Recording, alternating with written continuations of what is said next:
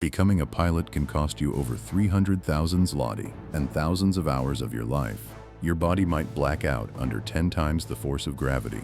But here is the crazy part. The door opens at just 17 years old. For more than 100 years, humans have been climbing into machines and conquering the sky.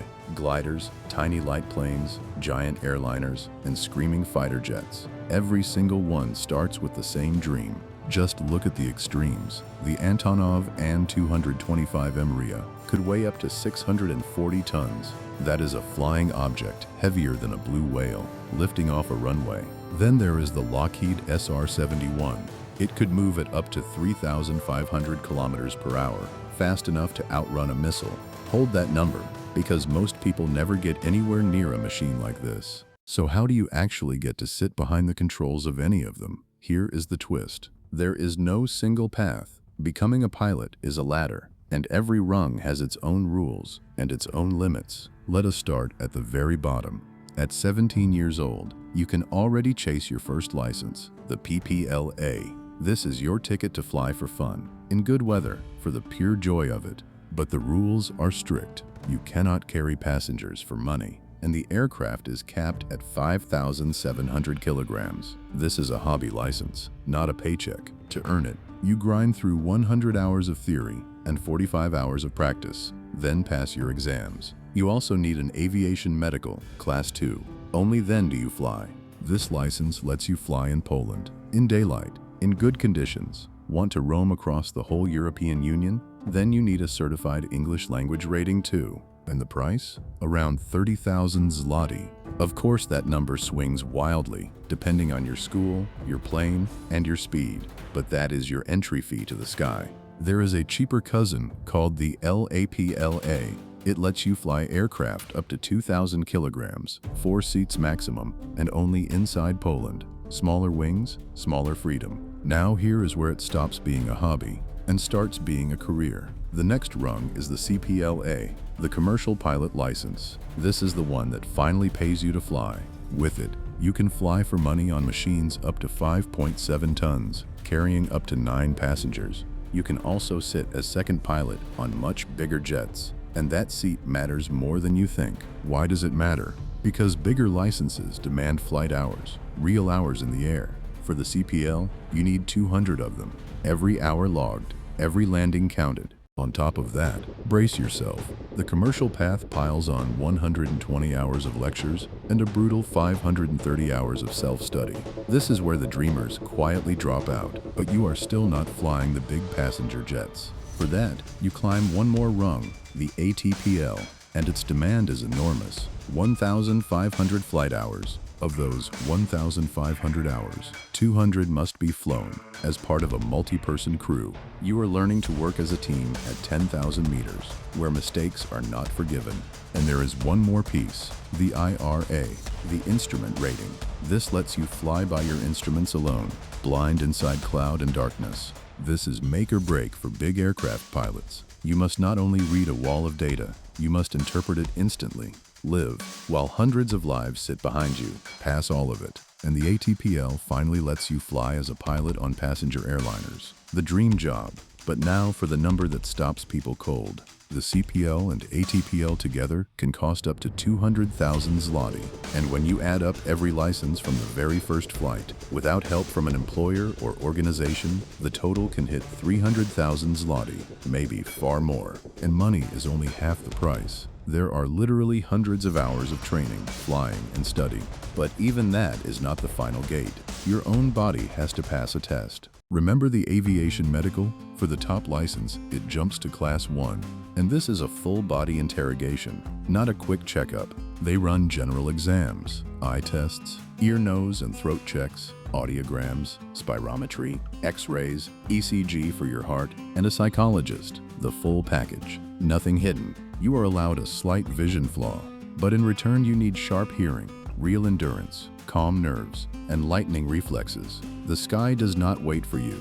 You have to react correctly to stress, sometimes solve complex calculations in your head, and carry a huge library of knowledge about everything that can go wrong in the air. Now here is something strange. Want to fly a helicopter instead?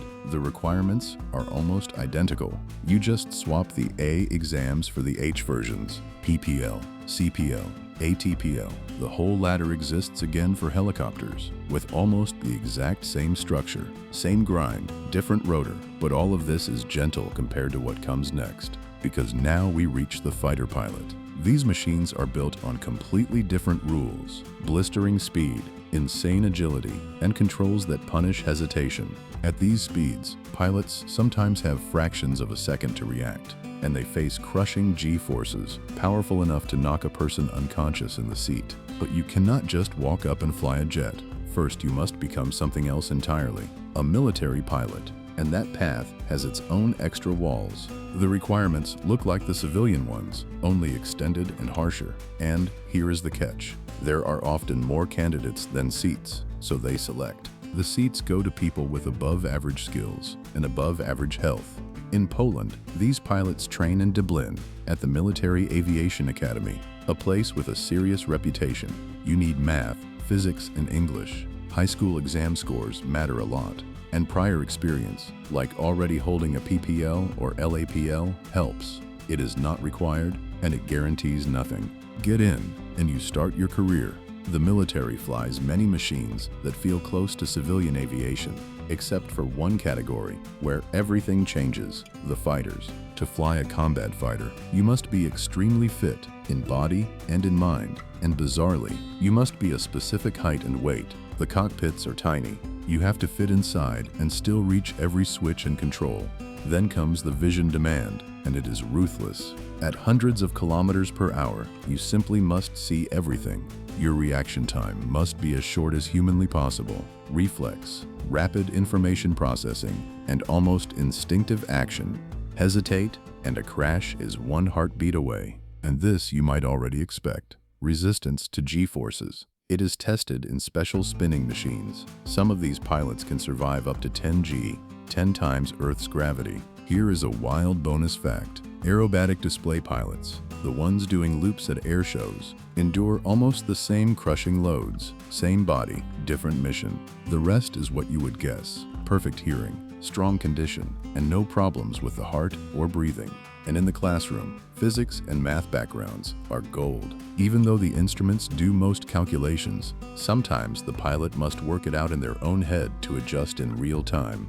Understanding why a plane flies is a weapon of its own. So after all that money, all those years, all that pain, one question remains: how much does a pilot actually earn? The answer will surprise you in both directions. If you only fly recreationally, for pure pleasure, you earn nothing. In fact, you pay. You cover the machine and its upkeep out of your own pocket. This hobby drains cash. But commercial pilots, for example at Polish Airlines, earn from 11,000 to 16,000 zloty.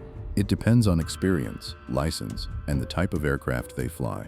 Go abroad, and the numbers explode. Monthly pay can climb to as much as 75,000 zloty. Same skills, very different paycheck. Military pilots are paid by rank. A captain flying jets might earn up to 5,000 zloty gross a month. Promote to colonel, add the bonuses, and it can reach 10,000. Helicopter pilots see a huge spread, from around 3,500 zloty a month up to tens of thousands, because they can become personal pilots for the wealthy, and that service comes at a premium. So there it is, the full ladder, from a 17-year-old in a tiny Cessna to a fighter pilot pulling 10 G, hundreds of thousands of zloty, thousands of hours, and real sacrifice. It demands your money, your time, and your body, but almost everyone who reaches the top will tell you the same thing: it was worth every second. Now the only question is, would you climb it?